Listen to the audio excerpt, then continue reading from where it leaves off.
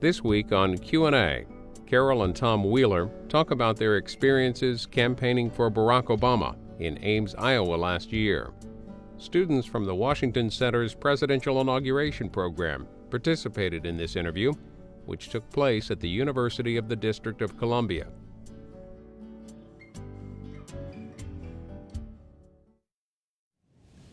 Carol and Tom Wheeler, you're longtime residents of Washington, D.C., and several months ago you decided to get involved in the Obama campaign. We want you to tell that story, and we'll start with Carol. Why did you get involved, and where did you get involved? Well, the why, it can either be a very short answer or a very, very long answer. We were inspired by Barack Obama, as so many folks were. And I hope later in the session we'll have a chance to get into all of those reasons. But we were so excited about this person and what we saw as his sort of unique talents for this moment in history. And we're so committed to the notion of him being in the White House that we were trying to figure out what we could do beside raise money, which is what you spend a lot of time doing when you're our age. Campaigns really do tend to be for a few very old folks at senior levels and a lot of young people like all of you who are sitting here. And I think it was Tom who actually, we need to give credit for saying, why don't we go to Iowa? I'm from Ames, Iowa, and I don't know, I'm going to ask all of you, how many people here can imagine themselves back in their hometown, say 10 years from now? You want to raise your hand? Yeah, good, good. How many think, oh my goodness, spare me? Raise your hand. Yeah, okay, I'm with the latter group. And it started at a very young age. I mean, I swear, I can remember being in second grade and sort of being driven by my wonderful mother somewhere in the car and kind of looking around and thinking, oh, yay, you know, when and how can I get out of this place? And so even though I had an absolutely, in so many ways, wonderful childhood, I wasted a lot of it just by constantly looking across the border and sort of wishing I were somewhere else. Well, for those of you who were in the second group of hand raisers, let me tell you, 40 years later, I changed my mind, and I had occasion to go back to my hometown, Ames, sadly to bury my mother and see friends every once in a while.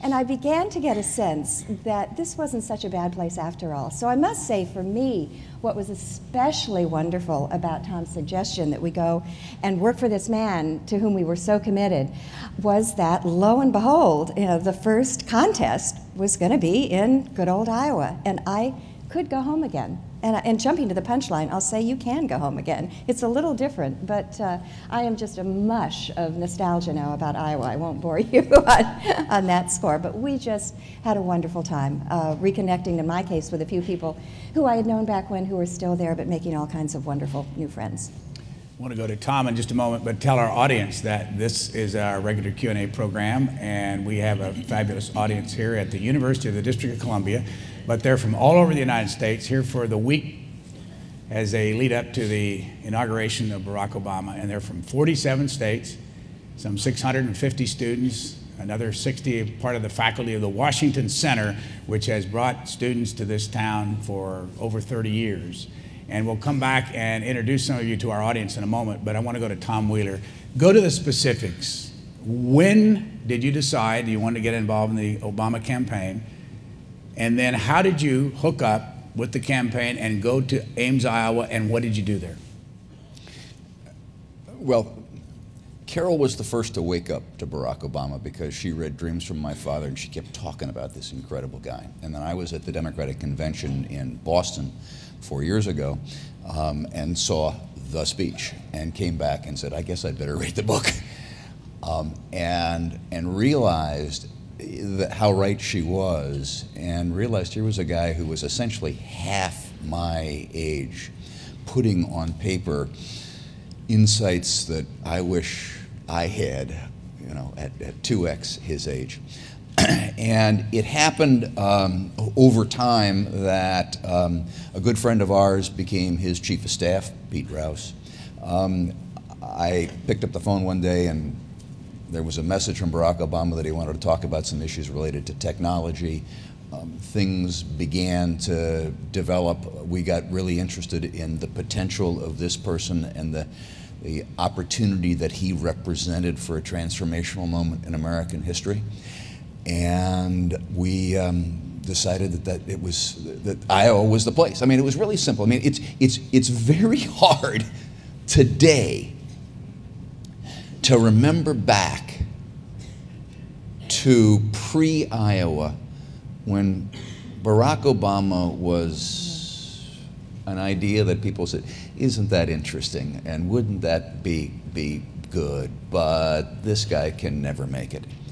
And it was a crusade in Iowa, and that was an exciting thing to be part of it. And I guess the other part about it is Carol and I are both in our 60s, and in the 1960s, we got excited about politics, and we cut our teeth in politics.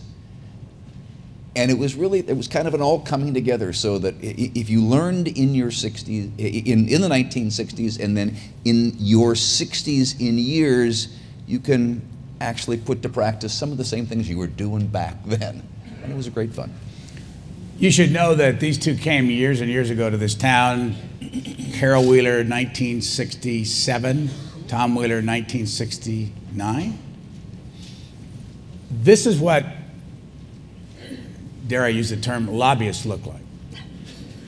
They made their living initially as lobbyists. But the thing that you might find interesting, Tom Wheeler used to run the National Cable Television Association. That's how I first met him. And Carol Randall, then Wheeler, now Wheeler, used to be at the National Association of Broadcasters. Before we go any farther, how did you two meet? And then why did you get married, other than the obvious, that you fell in love? Well, why you got married was really simple. I mean, my goodness. Obvious. Exactly. I could be lucky enough to marry Carol. We were opposing each other on two different sides of almost every issue in the Congress. And that's how we got to know each other. And what year did you get married? 1983. Phew, got that one right. Let me go back to the question about Iowa. Be specific. Where did you go? What did you do? Well, we went to Ames, Iowa, as previously noted, the place I grew up in, which is about 30 miles north of Des Moines. It's a university town. Iowa State University is there. And what we did was whatever there was to do at the moment. I mean, I will say, we felt a little guilty after we were there about a week, because we did what a lot of the young people who had come into Iowa, motivated by the same things that we were, but underline the word young in the description of those folks. And when we initially went to Ames, we were committed. You know, we were going to knock on doors, we were going to make the phone calls, we were going to, you know, put together the packets, whatever it took, and we were going to just be one of the gang. Well, we discovered that we were a little old for that. Maybe not 8 hours of sleep a night, but 5 or 6 was necessary. And the young people in the Ames office, and it was true in every headquarters in Iowa and continued throughout the campaign. I mean, we're living on 4 hours of sleep and a lot of caffeine and Cheetos. And we made the decision fairly early on that we were going to have to respect our age, and if we were going to be any use to them at all, then we were at least going to have to call it quits shortly after supper time. But we did the sort of basics of campaigning. As I said, the knocking on doors, the making telephone calls. In our case, we were told, we also might have had some impact on the way the Ames, Iowa Obama office looked when you walked in the front door. Not a lot, we did, but my first impression was a sort of college dorm room at the very end of the semester. And we went and bought some garbage bags and started throwing some of the old Coke cans and stuff in. And they started so the calling environment, Carol Mom. yeah, might have been a bit different. Go to a day, a normal day now. What were you doing prior to going to Iowa? And what, did you work in a precinct? Did you work in the whole city? So Ames was, there were 9 regions in Iowa. Iowa has 99 counties, And there were 9 regions, and we were at the headquarters of Region 2, which happened to be in Ames. So every morning at 9:15, or actually Monday, Wednesday, Friday at 9:15, there would be a conference call of all the regional headquarters around the state. And you would kind of get everything organized as to the candidate's going to be here, this is scheduling, we're having this problem, we want to work on this message, etc. Then you would spend the rest of the morning doing work that related to your precinct, working with various folks, worrying about venues, all the kinds of details that have to put things together. Then about 3 o'clock there would be a message call. And you get on the phone with, again, the other offices, and you'd work on, hear the messages that have been developed by the other campaigns during the day. Here are our responses to those messages. Here's what you need to know about a new initiative that Senator Obama is proposing or whatever. And then at 4 o'clock, we'd get on the phones. And from 4 to 9, you would dial. And you would talk to various people about their thoughts about the caucus. Then on weekends, you'd go out and knock on doors all day long. But one of the things that I hope you'll come back to here is we went to Iowa not understanding the caucus process and hearing a lot of people grunt and groan about whether this is a great way to pick candidates. We came away from Iowa, and Carol can speak for herself, but I know I came away from Iowa a strong believer in the caucus process and the seriousness of the people of Iowa. I mean, we also did Ohio, Pennsylvania, Indiana, and Virginia in various, not full-time campaigning like we did in Iowa, but the difference between the kind of people and the involvement of the citizens in the state of Iowa compared to the other states is substantial. And they really take it seriously. Let me ask this group here, how many of you among the Washington Center visitors to Washington have been involved in this past campaign in any way? So we have a substantial number of people here that already have been through this from your position, meaning from below the age of 21, and this is above the age of 60, all of us on this stage. Go back to Iowa. What happened in the precinct that you worked in on election night, and what was election night? And by the way, how many weeks did you spend in Ames? We were there for 6 weeks. 6 weeks. We were there for 6 weeks. And you went, what, right after Thanksgiving? Yep. We arrived on Thanksgiving Day. And what happened in your precinct? On caucus night? On the night of the caucus. It was telling. We have a friend who is a reporter for CBS News and covered the election. And he said the moment he knew that Barack Obama was, I mean, he, like virtually everybody we knew, was skeptical in the beginning. But the moment that he knew that this was a serious candidacy and he might actually just be able to pull it off was when they started counting the numbers of people showing up at caucus locations. What happened at our location, Meeker Elementary School in Ames, Iowa, was just a flood of people that was way beyond what the organizers, who were anticipating an increased turnout and had planned for that, but the number of people who actually showed up was way beyond that. And so it took a lot of time just to figure out where they, the logistics of where they were going to put them all. I mean, there were initially speeches planned. Everybody was going to get, a representative of each candidate got a minute to sort of tell the group why they were supporting their candidate. In fact, they had to shuffle all of that around in a bow to just reorganizing on the basis of a flood of people. So did he win your precinct? You bet. And how big? Just by the same percentages that he won the state, the 38%. But the interesting thing is that the way it works is everybody, there were 480 some people who showed up for the caucus in this precinct in an auditorium of 189 seats. So the way it works is you physically get up and they say, all the Barack Obama people go down that hall. All the John Edwards people go down that hall. So then people go through and they go 1, 2, 3, and they find the number of people who are standing there. It has to add up to the number of people that checked in, so we had to count twice because some people had moved back and forth. But the amazing thing is that these people are standing up in front of their friends, their spouses, their significant clients, publicly, and saying, I'm going to that corner. I know you're over there, but I'm going to that corner. And it's an amazing statement of commitment to the democratic process. And I think it's one of the things that drives the incredible awareness that caucus participants have about the issues, because the reason why you're in that corner or that corner, they can tell you a half a dozen reasons. In about 5 minutes or so, I want to ask you folks to join us and tell us your observations, and then ask a question of our two guests, and it'll be a couple minutes because I want to get from our two guests kind of their personal story about what they've done in Washington. First of all, Carol Wheeler, I know among other things, for 25 years you've been involved in something called Project Children.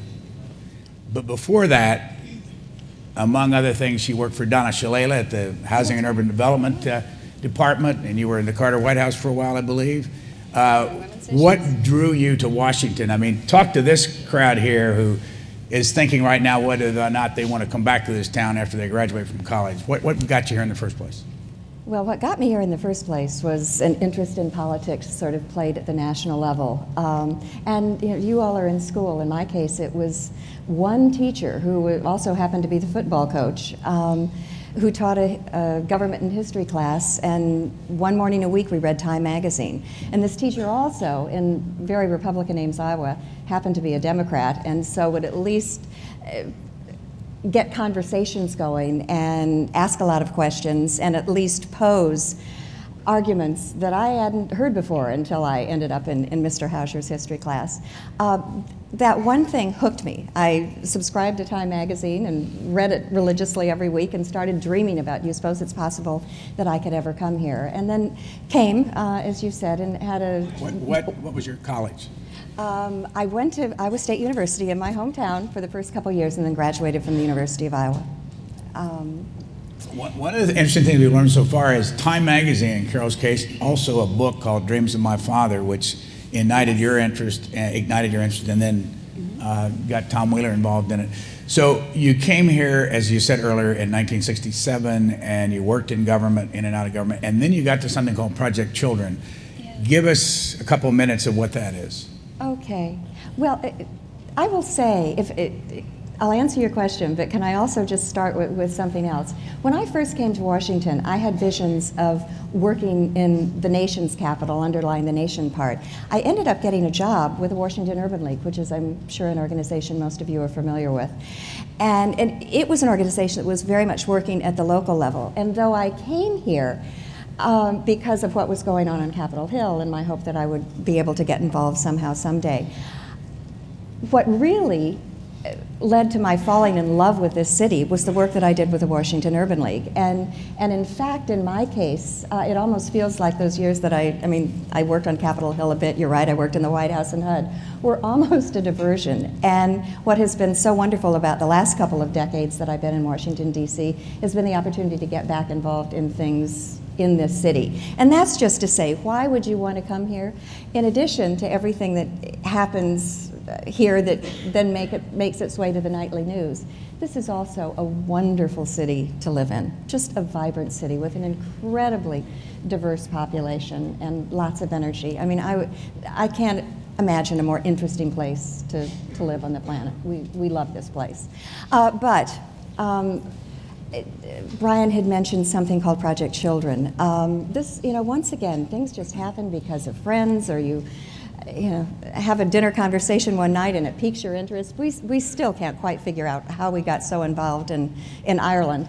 But one summer, shortly after we were married, we took a couple of kids, one Protestant and one Catholic, who had come to the States with a program called Project Children, which was started by a New York City bomb squad detective, ironically, who had family in Northern Ireland, and when he would go to visit them during the summertime, was haunted by what was happening to the kids. This was in the bad days of the Troubles, which I think most of you are probably at least a bit aware of, this centuries-old conflict between the Protestant and Catholic communities in Northern Ireland. And this policeman, Mr. Mulcahy, was trying to figure out what he could personally do, and landed on the notion of, well, at least let's get the kids out of Northern Ireland in the summertime, bring them to the States for at least one good old carefree summer. And also, by the way, we're going to bring Protestant kids and Catholic kids and give them an opportunity to get to know each other a bit in safe territory. So we took a couple of kids one summer, got hooked, and yes, almost 20 years later, it has been a huge part of our lives. We ended up starting a chapter in Washington and have brought over thousands of young people, ended up sort of morphing the Project Children program into something called the Washington Ireland Program for Service and Leadership, which aims at students your age, sort of looking for the best and brightest from Ireland, both North and South, bringing them to Washington for internships, lots of leadership training, public service opportunities back home, and are claiming, and with some good reason, I could give you lots of examples why we can make this claim, to be nurturing the next generation of leaders in Ireland. Now, jumping to a greatly different subject, when you got involved in the Obama campaign, did you have any idea or wish that you would want to work in that administration if he won? Really, honestly, no. This is back to the how old we are part. No, we were always very clear that we were optimistic from the beginning that this could happen, and we wanted to be a part of making it happen. But, we're at a point in our lives where we're kind of trying to pull back. So no, we didn't go into it with a potential job in mind. Carol's husband, Tom, is an unusual, should I use the term, animal in this town, because he came to town and has been a lobbyist all his life instead of working in government. When you first you came out of Ohio State. Yes, sir. What year did you graduate? 1968. And when you came to this town, you worked for? The Grocery Manufacturers of America. Why did you work for the Grocery Manufacturers of America? Because there was a great guy there by the name of George Cook, who gave a chance to this young kid from Columbus, Ohio, and said, move here.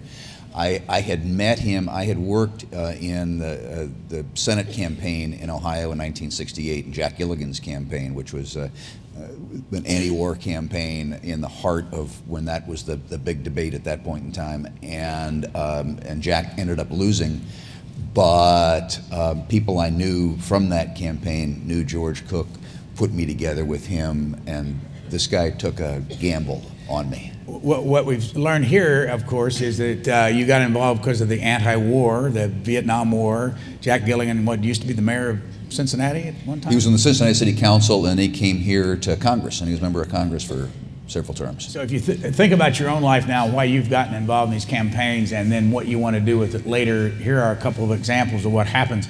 Grocery Manufacturers Association for how many years? 7. 7 years. And then you went where? And then I went to the National Cable Television Association. I got a call one day, said you ought to go see this guy Bob Schmidt, and who was looking for a number 2. And this was when cable television was nothing near what it was today. It was community antenna television.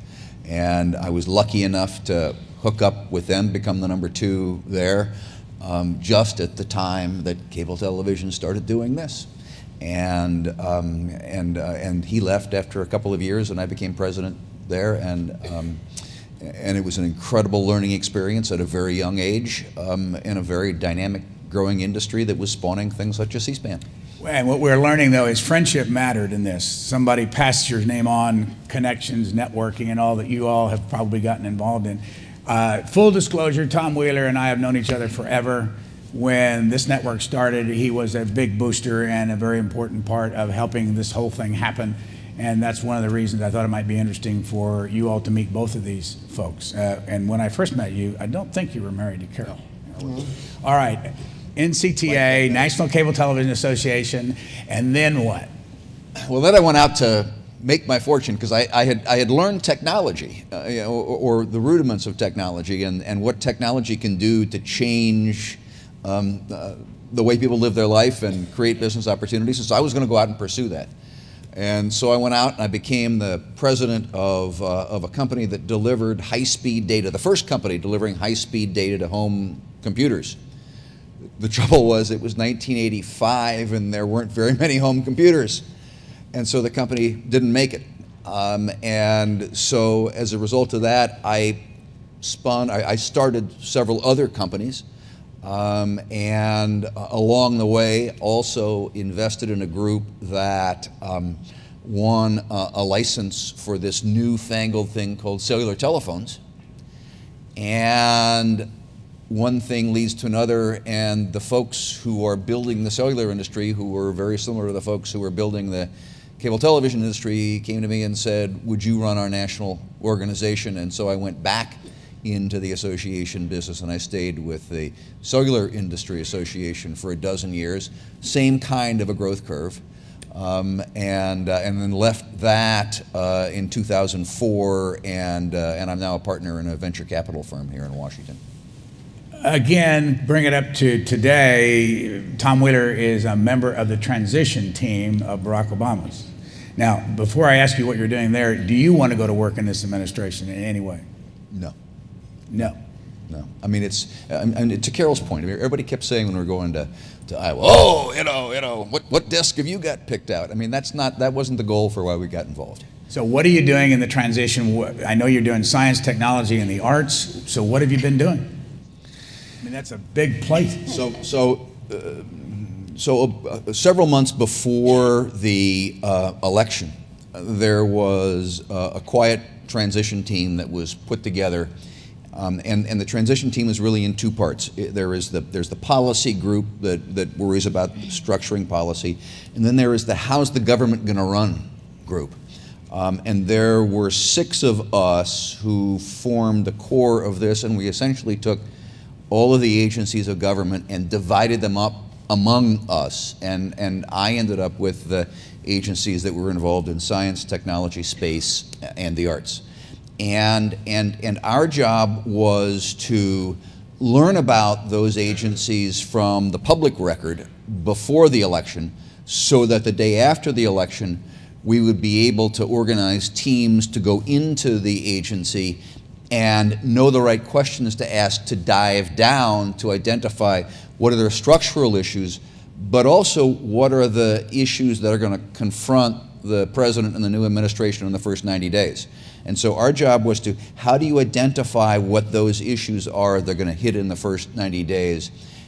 How do you come to grips with what the options are for dealing with those issues, and in essence have staffed up those issues? Because on the 21st of January, when everybody walks into their office for the first time, the world isn't going to stop and say, well, now let's wait for you to get up to speed. Boom. You have to be ready for it. We won't put Mr. Wheeler on the spot right now, but those of you who have the Washington Post, there's a little story on the business page today suggesting that Barack Obama is about ready to name the new chairman of the Federal Communications Commission, and I'm sure Tom would love to address that. But we're going to go to you all as students right now and to get your ideas, and let's start over here. Give us name and your school, and the rest is yours. Hi, my name is Ahmad Mustafa from Johnson County Community College, and my question is, in our quest for political excellence, what issues or institutional aspects call for the greatest creative breakthroughs? A deep breath. What institutions call for the greatest creative breakthroughs? Before you answer that, why are you asking that question? What's your reason? Well, I just want to know, if you look at American government and the issues that we have at hand, sometimes we have to implement innovative ideas and bring innovative thinking, just like Senator Barack Obama has bring to the spectrum. And I was thinking, from your point of view, is there any issue that you think that innovative thinking would foster the significance and success of that issue. Well, let me ask Carol just to give a quick answer. What one issue do you think innovation is required in this new administration, from your perspective? Well, from my perspective, because it's what I'm most involved in now, is education. But honestly, I think there are so many good ideas out there, be it in education or healthcare. I mean, you name the issue. I think that one of the reasons that people are feeling so optimistic right now about this administration is that we have a president who is very clear. I mean, that it doesn't need to be, the old, not invented here, then, forget about it. That is the antithesis of what Barack Obama is all about. I mean, you hear him say that, at press conferences, you hear him say it in meetings, we've heard him say it, and he really means it. Somebody can show me a better idea and convince me that it's going to work, and that person is Mitch McConnell, great, we're going to go for it. Hold your thought, Mr. Wheeler. I want to go to another student. Go ahead, sir. My name is David Scott. I'm a student at Johns County Community College and managing editor for the Campus Ledger. What town? Overland Park, Kansas. My question is, following an emotional Obama campaign, when will the honeymoon end and the magnifying glasses come out? Before they answer, when do you think the honeymoon will end, based on what you've observed? I would like to see it now. Why? Because he's the President of the United States, and we're facing some very big obstacles, and it was an extremely emotional campaign, and I think that we need to start looking at him with critical eyes. Did you support him? Yes, I did. Mr. Wheeler. I think this gentleman's right. The honeymoon's over. There has never been a president, save potentially Franklin Roosevelt and Abraham Lincoln, who were faced before taking office with the kind of challenges that Barack Obama has had to face and has had to step up to. And if ever there was a dose of cold water, a bucket of cold water being thrown in your face, it's the realities that we face today as a nation. I can tell you from the experience in the transition team, I mean, it's really been an interesting process that putting together a government is no small challenge. But when you pile on top of that the fact that you are in economic crisis and that you have to put together a plan to address that simultaneously with picking people and addressing issues, believe me, reality exists today. Let's go over here to this gentleman. Thank you. My name is Bill Ward from Alvernia University in Pennsylvania. And I was raised in a very Catholic, very Irish-Italian household, and I actually voted for McCain. But now that the election's over, I want to throw my support behind the new administration. But how can people like me reconcile the fact that the incoming administration and president are very pro-choice, and we have top-ranking Democrats such as Nancy Pelosi and Joe Biden, who falsely state that the Catholic Church has actually waffled on their stance of abortion or are not clear on their stance on issues like abortion? Let me ask you why you think this is a significant enough issue to get up in front of the microphone and make these points. Well, for me, I think moral issues, social issues, they may have not been the hot-button issues of this campaign, but they're always something that are close to the hearts of every American, whether you are pro-choice or pro-life, that everybody has strong feelings, and it'll always come to the forefront eventually. Mrs. Wheeler, would you like to take that one? Well, it's a hard issue, and I mean, I have friends who feel the same way you do. It's a hard issue, but I think there are areas where we can begin to work together. I mean, nobody is in favor of abortion. I mean, and I think everyone can agree on the great progress we could make if, in fact, we could cut the number of abortions dramatically. There are actually studies, as I understand it, that have shown that in environments, in an economy, and having said this, in the state of this current economy, it makes your heart sink, but there are fewer abortions when there are more supports for young women who find themselves pregnant. And if they feel like they have resources, sometimes state-supported resources to draw on in keeping and raising and supporting their child, that makes them much less likely to have an abortion, whether they be young single women or whether they be married. And there are a number of studies and statistics. I can't remember the exact ones right now, so I can't quote them to you. But I do think that we could all pitch in and work together to try and make sure that there are other alternatives, realistic alternatives for people other than abortion. Can I pile in there for a second? Because, I mean, I don't want to go to where Carol was so eloquently and on target making that point. But that's the kind of question you'd get in Iowa, okay? Mm-hmm. So when you're sitting in people's living rooms, the way you organize is house parties. You sit in people's living rooms and you talk issues. And the issues are that kind of head-on, in your face. You can't skirt around it. Where is your person? And that's good for the process. Were you expected to have the answers to those questions as a representative of Barack Obama? We better know where he was. And I got to tell you one story. I'm working the phones one day, and a woman says to me, well, wait a minute. I want to take my phone into the kitchen where I have John Edwards' health care plan tacked to the refrigerator. And I want to go through it with you point by point. And I'm going, oy, you know. But that's the detail that these people want to get into. And you need to be able to say, well, yes, but there's this. And the other side of that is this. And it's one of the fascinating things that, again, is different from Iowa than our experiences in other states. But I will also say, can I just pitch in very, very quickly? No, we didn't always know the answers to the questions. But as I'm sure you've discovered, especially in a campaign, that you can really turn into a plus because it gives you an excuse to get back to them and to create a dialogue. You get the phone number down, or even, I mean, I went back to a door that I knocked on and somebody brought up an issue I wasn't sure about. You get some material, you take it back, you sit down.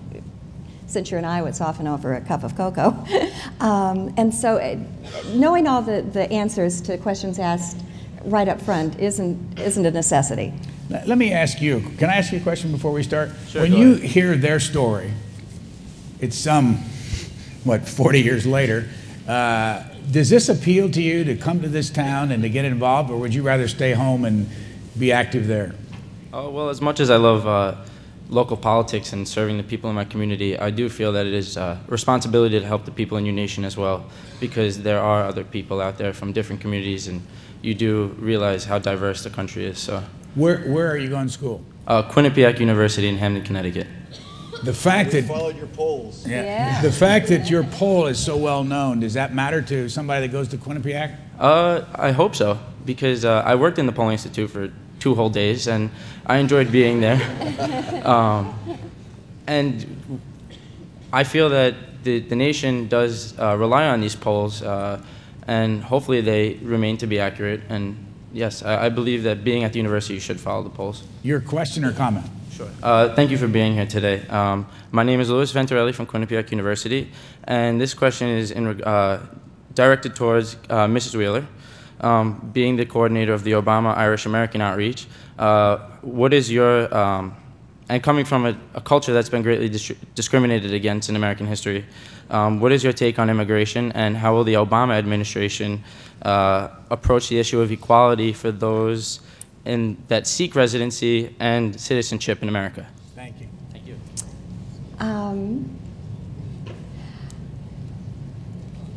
I think you stumped her. Yeah, no, I thought you had said Mr. Wheeler. I'm sorry. And I was saying, wait, no, I did that. That's what she said. Okay. Immigration, I mean, Obama has said often, I mean, he talks about his personal experience with immigration and the fact that he is the son of a father who saw the United States as a place of opportunity and came here. And that has informed his opinion on the whole issue. I mean, I think he agrees, like everybody does, that there needs to be some order brought. There needs to be effective enforcement of the laws. But he was clear during the campaign that there also needs to be a way for people who are already here and here illegally to, in a responsible way, ultimately get citizenship. You know, you do raise an interesting issue at this point. I know certainly in the Irish American community and in lots of other communities that have a lot of immigrants either here already or wanting to come here, they're hoping that immigration is going to be high on the list of priorities. I personally, and I'm not speaking at all for the administration now, but as we find ourselves dealing with these other crises that Tom was referring to earlier, I personally worry a bit about when that issue is going to be able to be tackled. I want to do something a little different. Thank you, by the way. I want to take 6 of you, and the Wheelers I'm sure will be happy to listen, but 6 of you come up to the microphone, give your name and college and all that stuff, and make your statement or your question. We're going to go through 6, one after another, because if we don't do this, we're not going to get a lot of these folks involved. I want you to be able to be heard. So why don't we start over here? Thank you. My name is Megan Karen. I go to Suffolk University. As we all know, this past election day was a truly historic day in terms of civil rights. However, Proposition 8 in California was passed the same day. So I was just wondering how you feel about the invitation of Reverend Rick Warren and the message it may have sent to the LGBT Americans as they fight for their rights. Quickly tell us how you feel about it. I think it sends a message is how far have we really come in terms of civil rights? As, I mean, obviously, I think it's a great thing that we do have a black president, or we will as of the 20th. But it was really disappointing. I didn't think that would actually happen, that it would pass. Thank you, and your statement. Hi, good morning. My name is Sean Malbon from, I'm a little tall, Montclair State University, New Jersey. My question is to anyone on the panel. Bob Eckel and Cal Thomas spoke yesterday of the common ground. With the new administration that President-elect Obama has chosen, do you think the new administration can bridge the gap with Congress and themselves, especially with the aggressive tactics and the ways of politics that Rahm Emanuel uses? Thank you. Over here. Next person. Hi, my name is Keen Richards from the University of Alaska in Fairbanks. My question was, Obama led a very successful campaign, and obviously he had the better part of the media compared with John McCain. I was wondering what you think in particular he did that gained his success in the media. What do you think he did?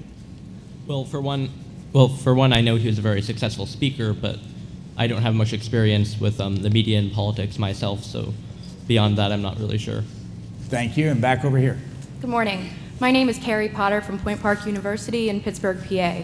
My question is, Barack Obama is arriving to the presidency on the shoulders of bruised Americans, and when I say bruised Americans, I mean the morale is extremely low in our country. So obviously, Obama's policies and Obama's ideals will change the country in terms of policies and in terms of Congress, but socially, what effect will Barack Obama have on our country, in your opinion? What do you think? I think that he will have a phenomenal effect on our country socially. I think that he's a beacon of light and of hope for young Americans like all of us in this room and of everyone in the country for that matter. 2 more. Good morning. My name is Austin Core. I'm from the University of West Alabama in Livingston, Alabama. And my question is to the entire panel. With the enormous amount of problems left by the Bush administration, what should the Obama administration put its main focus on? Should it be the unemployment rate, the economy, the automakers, or the housing crisis? What do you think? I think that it should be the unemployment, because without employment, you can't, buy a house or even purchase a car. Some of the things that we need to stimulate the economy. Without a job, you can't do it. 1 more, and then we'll go to our guest. Hi, I'm Cody Wood from Winona State University in Winona, Minnesota. And I think that most of us here would agree that young people have a really important role to play in campaigns, but that we're not all going to be in our 20s forever. So my question for you was that, how do you think that your age actually helped you to better relate to the people that you were reaching out to and allowed you to offer a different viewpoint or new ideas to what you describe as a young campaign staff? I'll ask you the same question I asked the first gentleman.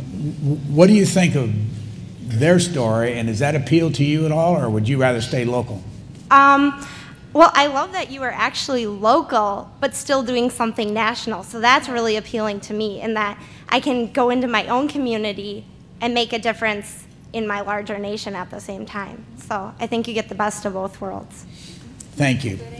The two of you can pick any one of those, and I'll try to steer you with the rest of them. So why don't we make the answers somewhat short so we can go back to the students? Can I start with one of the questions asked by the lady over here, because it hits right on something again. We were talking about house parties, and I think your question was the change in the country, how the country views itself, and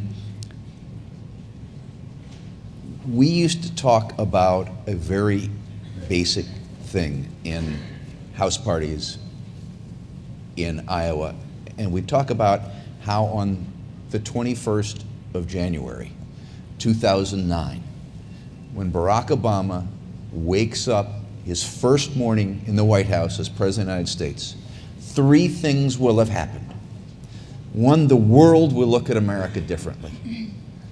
2, America will look at America differently.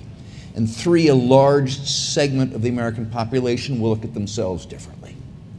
And that's the kind of opportunity for change that was represented by this election. And the fascinating thing to me is that those have happened before January 21st. That the American people, it seems, have looked and said, my golly, look at our better angels have stepped forward. Aren't I proud? Can't we stand tall again? The people of the world are turning and saying, look, American leadership is back. And significant segments of our population are saying there is opportunity in this country. That's the kind of transformation that can happen when somebody like Barack Obama says, we want to go out and we want to talk about change, we want to talk about hope, and I want to talk about a set of new ideas. Carol Wheeler, go back to the first question, Proposition 8 and the Rick Warren invitation. And I noticed in the paper this morning, or was it yesterday, he has invited a woman minister to speak, I believe, at the Lincoln Memorial. I'm not sure about, there are so many speakers coming up in the next few days. But what's your reaction to Rick Warren? It's conflicted. It's conflicted because I agree with, I don't know where you went, but the young woman who asked the question, that I was initially disappointed, and I still have concerns about the message it's sending to a lot of folks, including a lot of close friends of mine. But I also so welcome the seriousness with which Barack Obama takes or how serious he is about including people he doesn't agree with on a lot of stuff, and this intensity he brings to the opportunity of bringing America together. And I think a lot of people who might not be inclined to be celebrating what is going to happen on January 20th might take a slightly different look because Barack Obama invited Rick Warren to be a part of the ceremony. I hope so. Let me ask Tom Wheeler about one of the questions about the media. And you know, if you're a Republican and a conservative, you thought that Barack Obama got a free ride.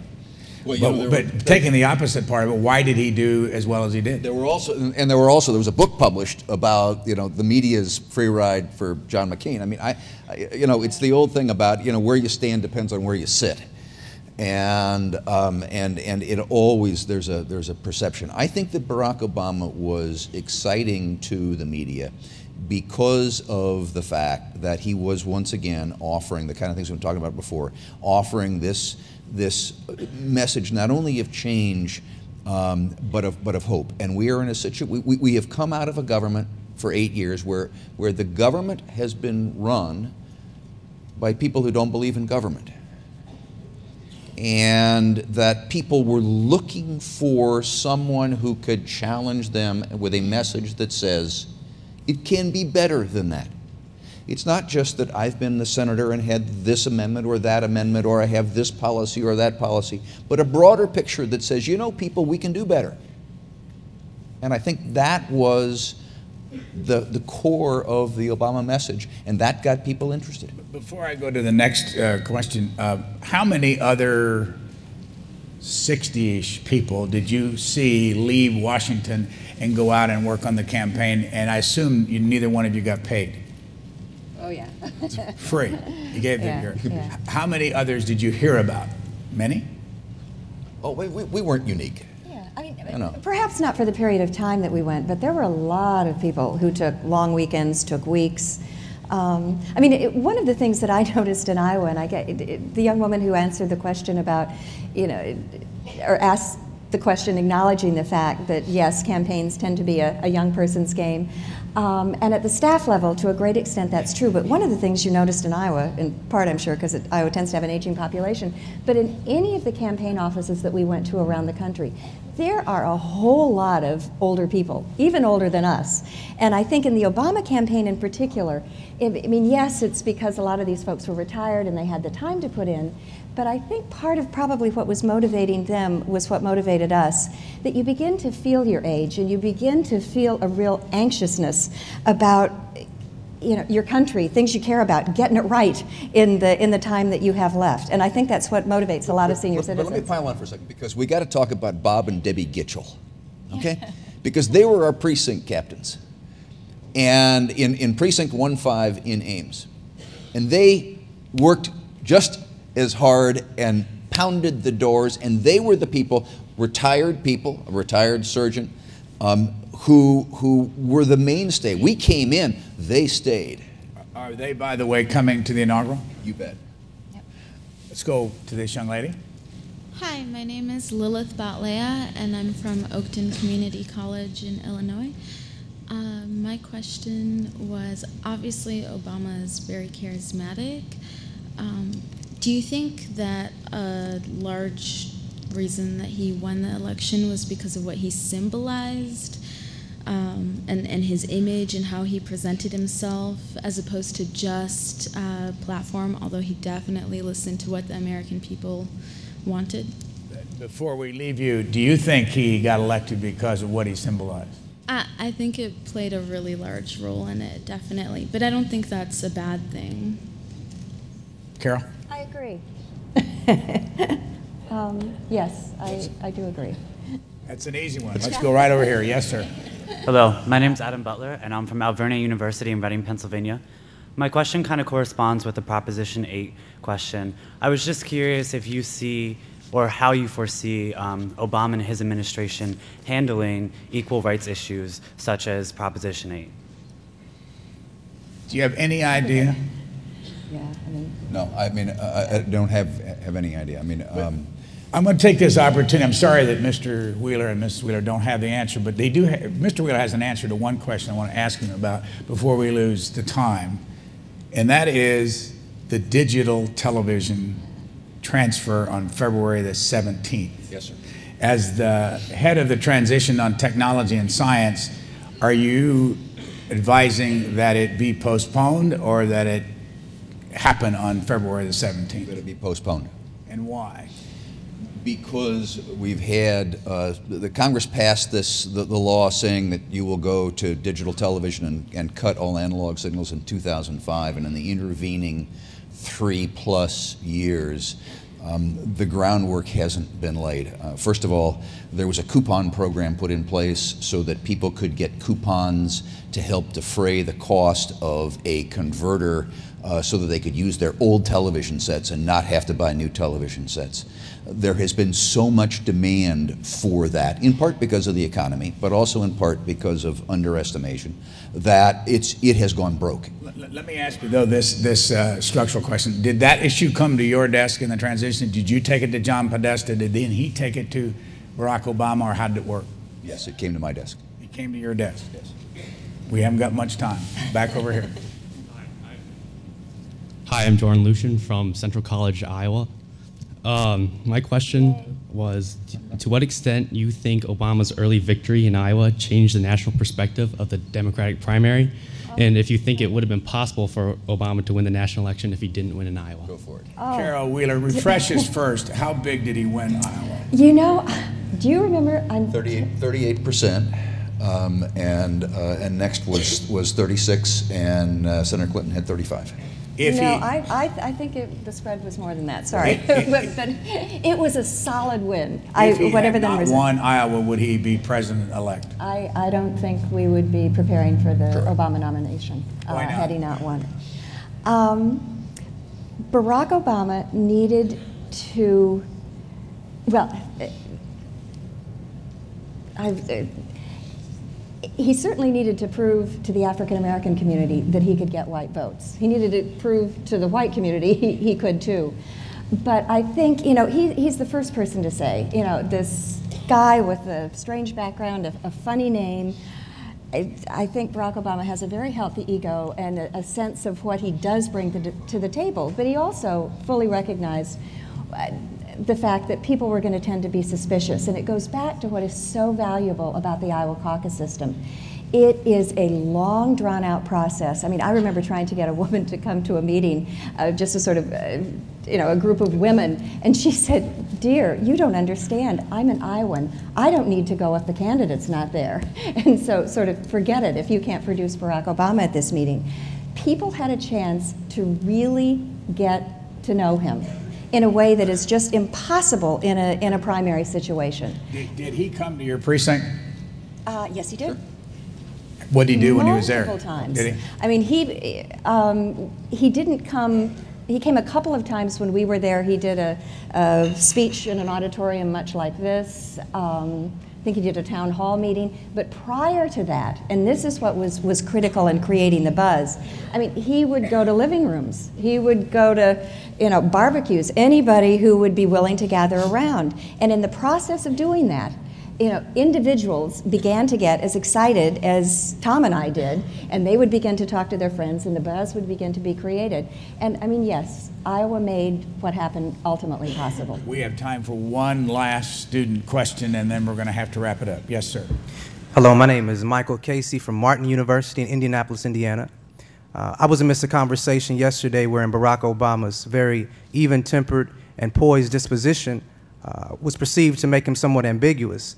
And it was displayed that if he didn't project some type of volatility or aggression, then he somehow didn't meet the American standard. And I wondered if the majority class in America is aware of the paradox that African American males in this country are expected to be very congenial, but when we display a very firm deportment, we become the stereotypical angry black male. That's interesting. I've heard that. Yes.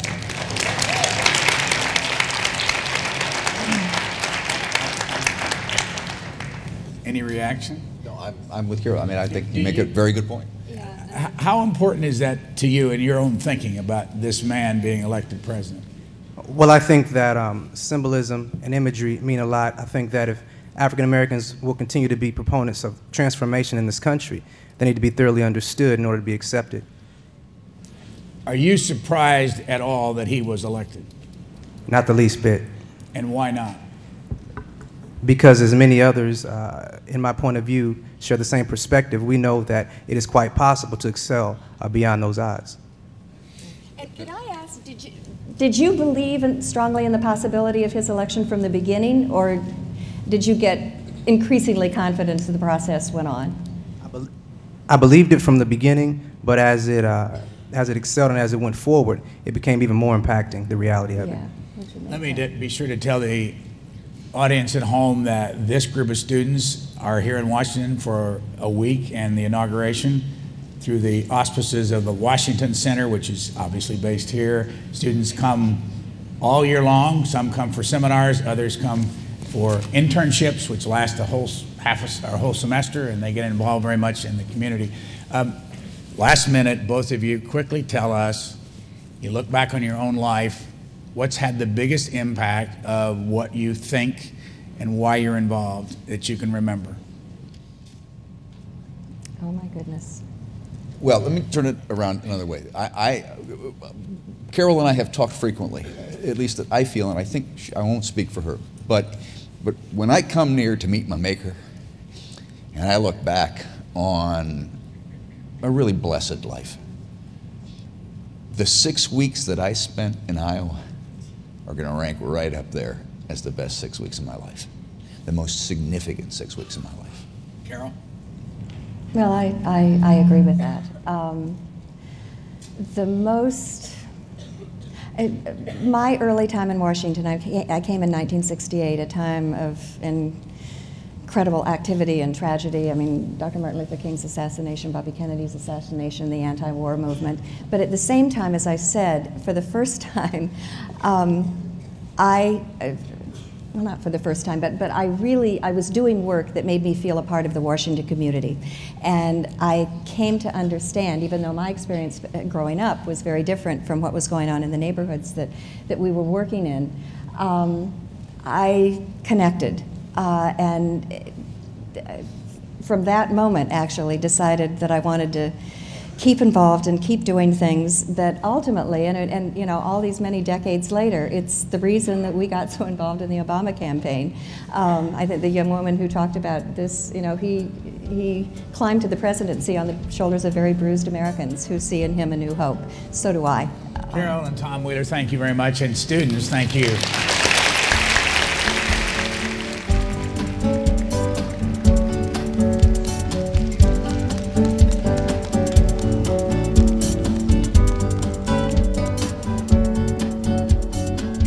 For a DVD copy of this program, call 1-877-662-7726. For free transcripts or to give us your comments about this program, visit us at qna.org. Q&A programs are also available as C-SPAN podcasts.